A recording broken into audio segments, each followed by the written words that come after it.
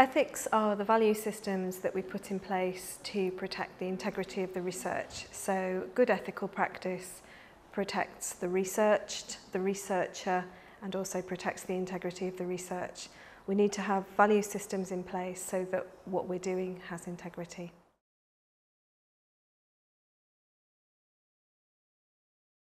We need to start thinking about ethical issues from the moment that we conceive a research project. Because ethics guide what we do, then ethics has to be part of the planning. And we can't plan a good research project unless we are paying proper attention to ethics from the very beginning.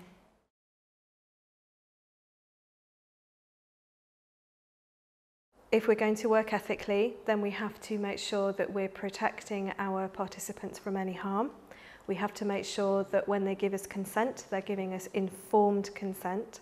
We have to make sure that we have confidentiality clauses in place so that their identity remains anonymous. We have to think about anonymity as well, and we have to allow them to withdraw from the project if they wish to without any consequence.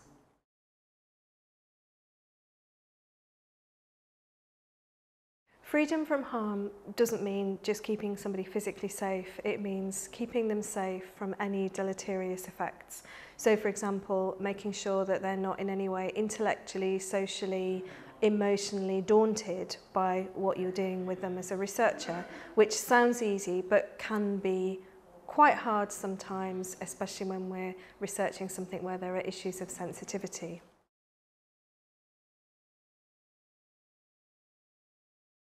Confidentiality in research can't mean the same as confidentiality in, for example, a counselling situation. In a counselling situation, the conversation is a private matter between the counselled and the counsellor. Now, in research terms, it wouldn't make any sense if the conversation between the researcher and the researched remained a secret. The whole point of doing research is to put information into the public domain. However, the confidentiality might be around the identity of the participant or even around the rawness of the data. So raw data, for example, might remain confidential, whereas the findings extrapolated from that data do go into the public domain. So a good researcher will explain exactly what confidentiality means within the context of the research project.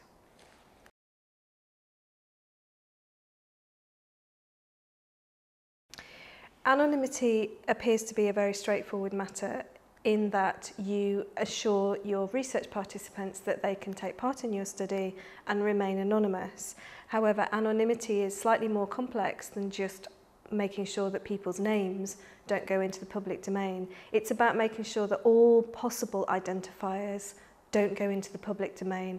And one way that you can run a very ethical project and preserve someone's anonymity, if you're going to directly quote them, even though you're going to anonymize that quote, check back with them that you're going to use that quote, because there may be identifiers within that that they can see but that you can't see as a researcher.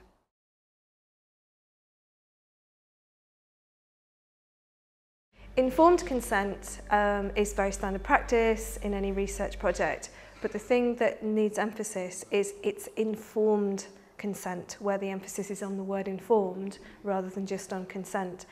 A participant cannot give informed consent if they don't know what the research project is about.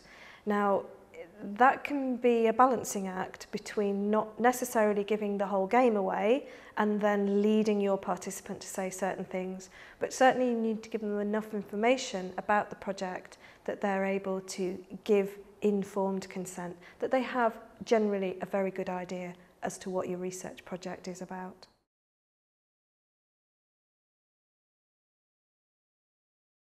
Right to withdraw does seem simple when you first look at it. The participant has the right to withdraw from the research context. So for example, you might be partway through an interview, or you might be doing a questionnaire. They may decide not to finish a questionnaire. That's their right to withdraw. What becomes more complicated is that actually ethical guidelines tell us that a participant has the right to withdraw their data.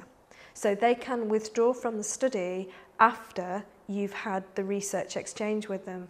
Now, this makes life very, very complicated for a researcher if he or she has already analysed the data, because a participant wishing to withdraw their data means oftentimes you have to start the analysis again. Now, to avoid that, you'd be canny upfront and you'd tell a participant that they had the right to withdraw their data up to the point in time where that goes into analysis. Now, if you lose somebody because they're not happy with that at the beginning of the study, that's not so problematic. It's very problematic to have somebody withdraw their data after you've analysed it.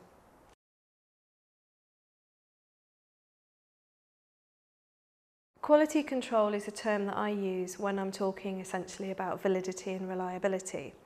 Now, within the context of experimental research, validity and reliability are fairly straightforward. They can be statistically complicated, but they're fairly straightforward, accepted ways of showing that your method is robust.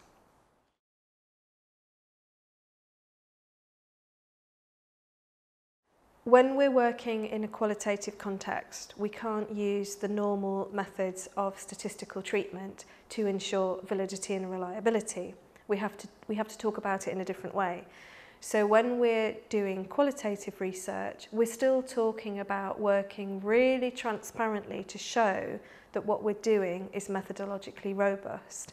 And within a qualitative context, we're talking about things like dependability, integrity, credibility, and transferability. For example, with transferability, we can't generalise our findings from a qualitative study to the general research population because we haven't got a proper random sample. But what we can do is we can make the case that our findings have a degree of transferability, even though they're not generalisable.